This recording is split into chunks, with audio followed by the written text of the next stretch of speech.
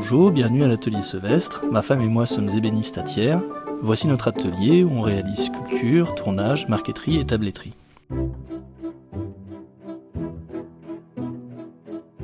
On s'est installé il y a 2 ans et en partant de peu, petit à petit, on s'est équipé de machines et d'équipements.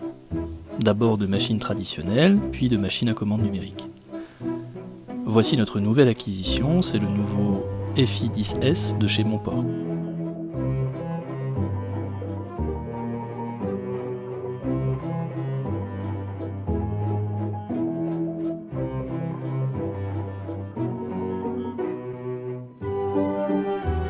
C'est un modèle de découpe et gravure laser à tube CO2 qui délivre jusqu'à 100 watts. Là, on peut voir le tube en verre, à travers lequel passe le faisceau. Il est alimenté en eau pour refroidir le tube. La machine est arrivée dans une caisse en contreplaqué très solide. Tout était bien sécurisé et est arrivé en parfait état. Le plus dur, ça a été de démonter la caisse pour pouvoir faire passer la machine debout par la petite porte de l'atelier de 90 cm de large. Alors on a dû enlever les pieds, dégonder la porte, mais en faisant très attention, ça s'est bien passé et on a réussi à rien casser.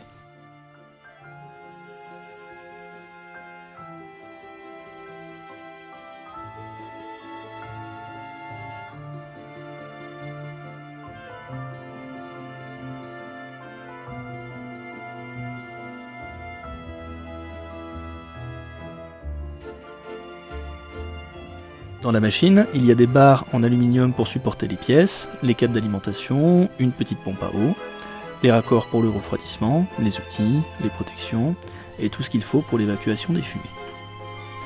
En plus de la machine, on a pris un système de refroidissement CW5200 qui peut être intégré directement dans la machine mais pas sur notre modèle.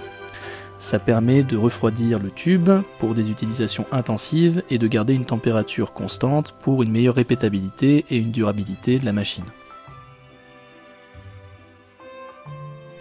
Et en plus, bonne surprise, c'est vraiment une jolie pièce, je ne m'attendais pas à une aussi belle finition pour une pièce technique.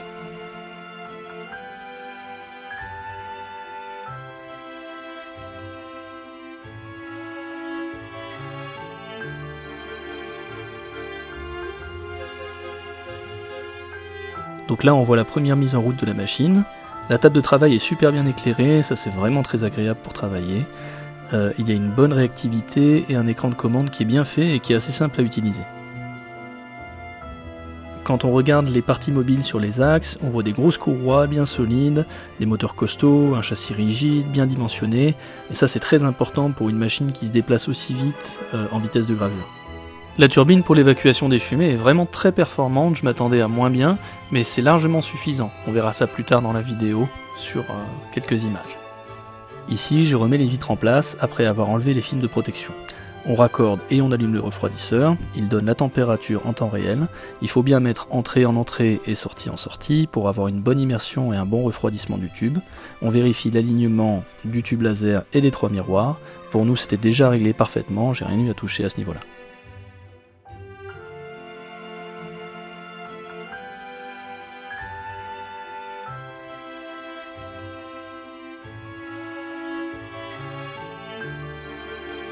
Sur le côté, on peut voir une prise USB pour les PC, une prise USB pour les clés et une prise Ethernet en RJ45. Dans notre atelier, pour nos lasers, on utilise Lightburn.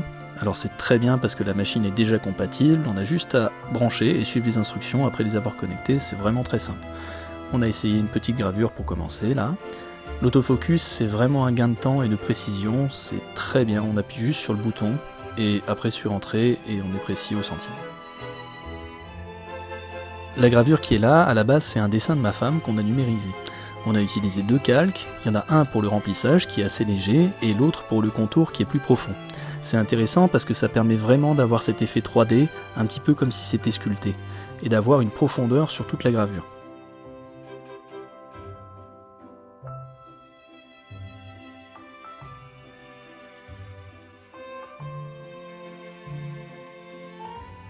Le cycle complet a pris 18 minutes, alors ça peut paraître un peu long, mais ça permet d'avoir quelque chose de vraiment très détaillé, et ça fait la différence pour nos clients en tout cas.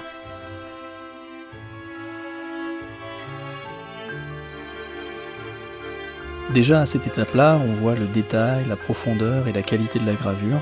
Après un ponçage pour mettre propre et un petit coup d'huile, On a un résultat qui est très détaillé, très contrasté. C'est agréable de travailler avec cette machine pour faire de la précision comme ça.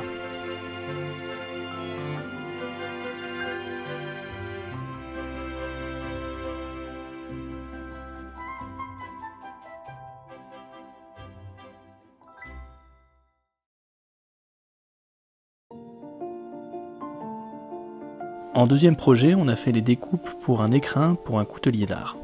C'est un peu particulier, c'est du frêne brûlé, ça permet d'apporter une couleur et un texturage et de correspondre vraiment à sa démarche artistique. C'est beau, mais ça change beaucoup la manière de le travailler. Après modélisation et quelques tests, on a réussi à trouver les bons paramètres pour avoir une découpe assez propre. Même si la lentille fournie avec la machine n'est pas prévue pour des découpes profondes, c'est une 2 pouces, donc 50,8 mm en focale, j'ai pu avoir une bonne qualité de découpe et sur le bois et sur la mousse, même si elle est assez épaisse. En fonction des projets, on peut changer la lentille pour avoir une modification de la convergence, et ça permet d'avoir des découpes plus profondes, ou alors une optimisation pour de la gravure par exemple. Niveau aspiration, on a fait un essai pour montrer l'efficacité. Au début, on n'a pas activé, on voit bien toute la fumée qui s'accumule au-dessus de la pièce, et on l'active maintenant.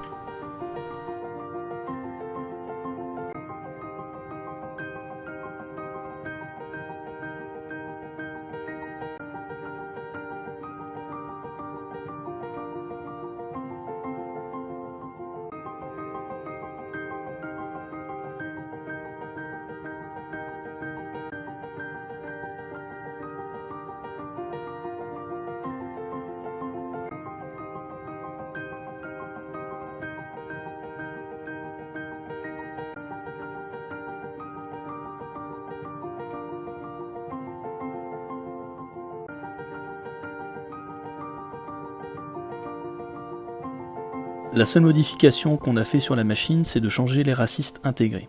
À la base, il y a une petite pompe à air, mais qui peut être un peu trop faible pour certaines découpes profondes. On a donc relié la machine à un compresseur externe, et on a remplacé la pompe à air par une électrovanne. On pensait faire un branchement différent de ce qu'on a fait au final. Heureusement, j'ai pu demander conseil à l'équipe de chez Montport qui nous ont montré exactement toutes les opérations qu'on avait à faire.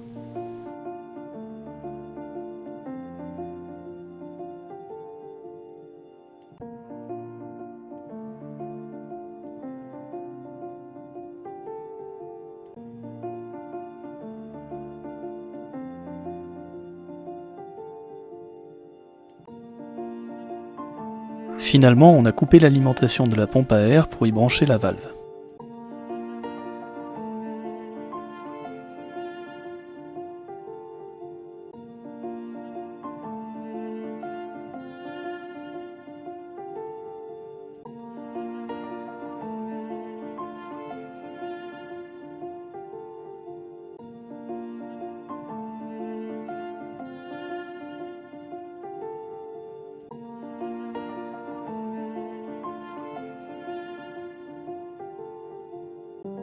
Il suffit ensuite de raccorder le compresseur sur l'entrée et le tuyau de la machine sur la sortie, et c'est réglé.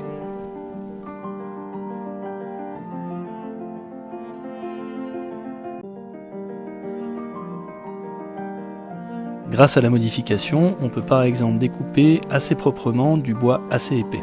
Ici on a installé une lentille d'une focale de 3 pouces et après quelques essais, on arrive avec le compresseur à découper dans 20 mm d'épaisseur de noyer.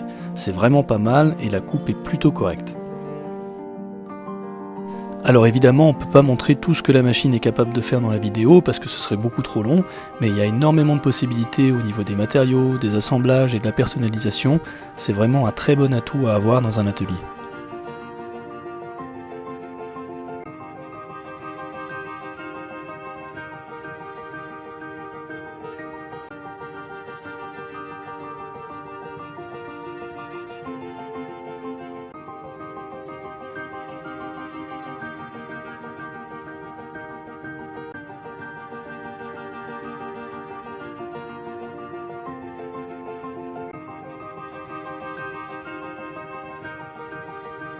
Ces premiers projets, ça montre le potentiel de la machine, mais il y a énormément d'autres choses qu'on peut développer avec. Quand on s'en sert, on sent que c'est fait pour de la production, parce que tous les soucis qu'on peut avoir avec des machines moins professionnelles, on ne les a pas ici. le réglage de la focale, la possibilité de modifier l'axe Z pendant les cycles, le paramétrage des vitesses et tous les autres réglages. Tout ça, ça nous permet de gagner du temps et de résoudre les soucis qu'on aurait pu avoir sur nos anciennes lasers.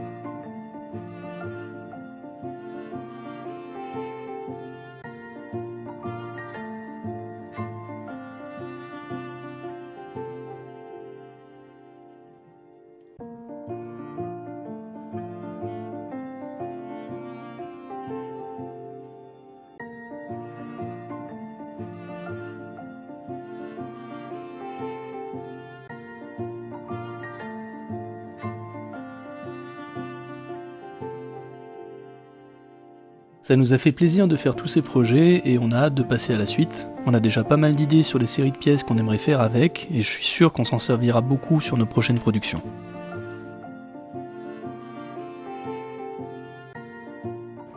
Merci d'avoir regardé la vidéo, j'espère qu'elle vous a plu. Si vous voulez commander votre propre machine, vous pouvez aller sur le site de Monport et utiliser le code SEVESTRE pour avoir 8% de réduction sur votre commande.